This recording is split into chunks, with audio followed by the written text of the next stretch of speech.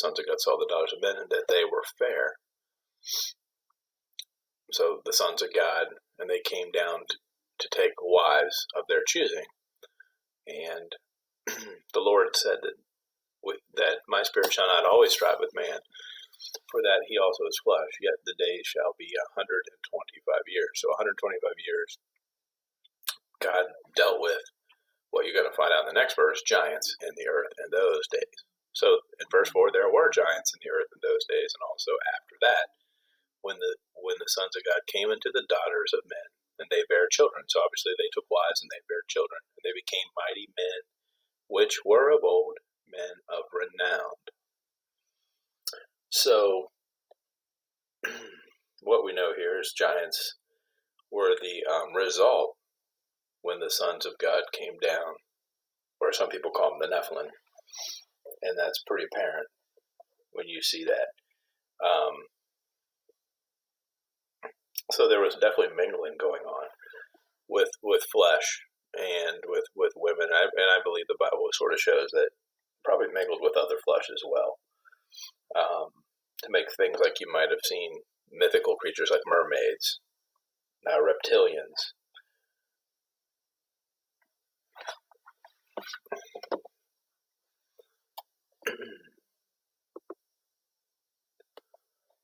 And so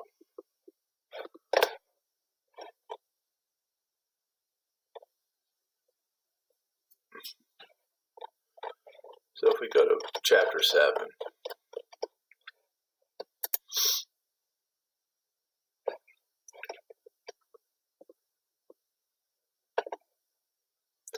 that's when Noah gets on the ark. And this is when the flood comes. And so why did God flood the earth? He had to destroy the giants. He had to destroy the sons of God that came down, as well as their offspring. And so that's sort of why God had to destroy the things on the earth. So Noah went in, along with his sons and their wives. So what was destroyed with the waters of the flood? Verse 8, of clean beast, and of the beasts that are not clean, and of the fowls, and of everything that creepeth upon the earth. Clean beast and then not clean beast. That's interesting. What's the difference? Well, that's sort of why I believe that there was intermingling with other flesh. So you had beasts that were unclean, not the way they were supposed to be. And then, that was the flood of Noah. So if we look at Deuteronomy chapter 2, and we will take out verse 20, that also was accounted a land of giants. Giants dwelt therein in old time, and the Ammonites called them Zamzamins. So the children of Ammon had possession of land that essentially was going to become part of Israel's land. But there were giants in those days. And if you look at Deuteronomy chapter 3, it even talks about additional areas where there were giants. So this is all the cities in the plain, Gilead and Bashan, Sashan, and Edrei, cities of the kingdom of Og. So who was Og? For verse 11, for only Og, king of Bashan, remained of the remnants of the giants. So obviously after the flood, there remained some giants, and Og was really rather large. If you look at it, he had his bedstand. Pull this verse up so we can see it better. His bedstand was a bedstand of iron, so not made out of wood, like a wood frame of a bed we would have today. So why is that? It is not in Rabbath of the children of Ammon. So Og was 9 cubits, which is 13.5 feet in length, and his width was about 4 cubits, and 4 cubits is about 6 feet wide. So imagine a bed that size.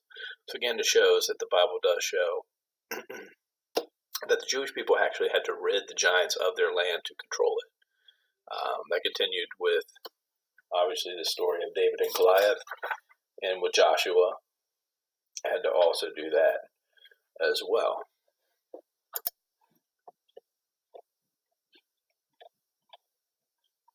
So we're going to go to Numbers 13, and we'll start with verse 30 through 32.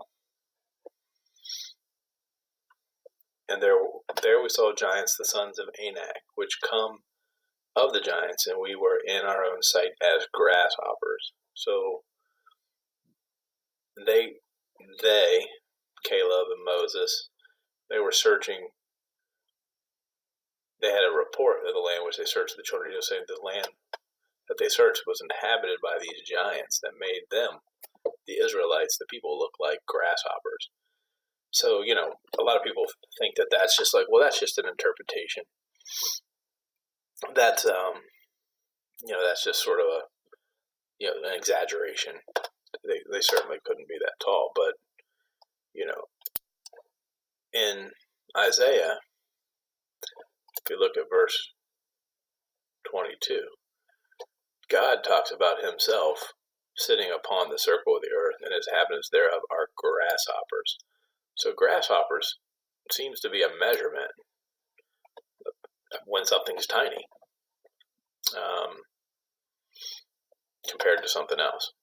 So God even uses that word, grasshoppers, as like a term of measurement in the Bible, which I think is very interesting. Certainly very interesting. So if we go to Joshua, just so Joshua obviously was another person that fought these giants throughout his life.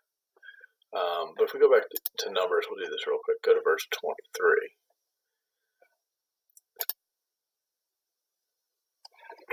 And they came into a brook, so this would be the Jewish people, brook of Eshcol, and cut down from thence a branch with one cluster of grapes. So you're thinking, okay, big deal. It's just grapes you put in your hand, right? You obviously, if you have grapes today, you can take a cluster of them and hold them pretty easily. But what they had to do is they had to in order to bear it, in order to carry it, they had to have two people. They had to put it upon a staff. That's a big, long stick.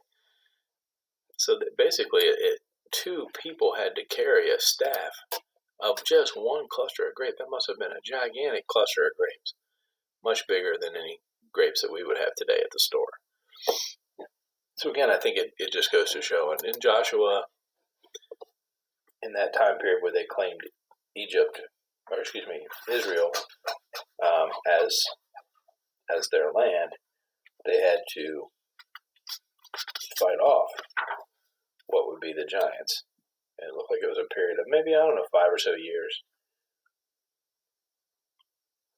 to get the land that God promised them.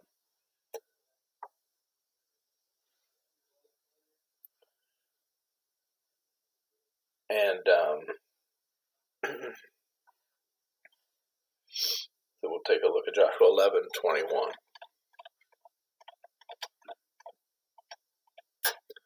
At that time came Joshua and cut off the Anakims from the mountains. So those, again, are the Anakims that were listed earlier, from Hebron, from Debris, from Anab, and from all the mountains in Judah.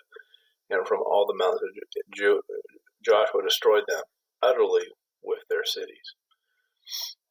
But if you look in the next verse, there was none of the Anakims left in the land of the children of Israel, but only in Gaza, in Gath, and in Ashdod they remained. So the giants did remain in what's Palestine today, further to the east of Israel. So that, again, that shows the Jewish people fighting them off. So anyway, I thought this would just be an interesting lesson about giants, that this world probably still has giants in it. They do return. The remnant of those, I do believe, will return And there's even been stories of soldiers fighting giants recently in some caves in the Middle East. So I'm certain that there's still giants out there, probably smaller in number or hiding. And it makes you wonder in this world, what else? I mean, these are stories that people don't talk about. You go to church, you don't hear about giants. What else are people hiding from us? The fallen angels. They don't talk about the fallen angels. They talk about aliens only.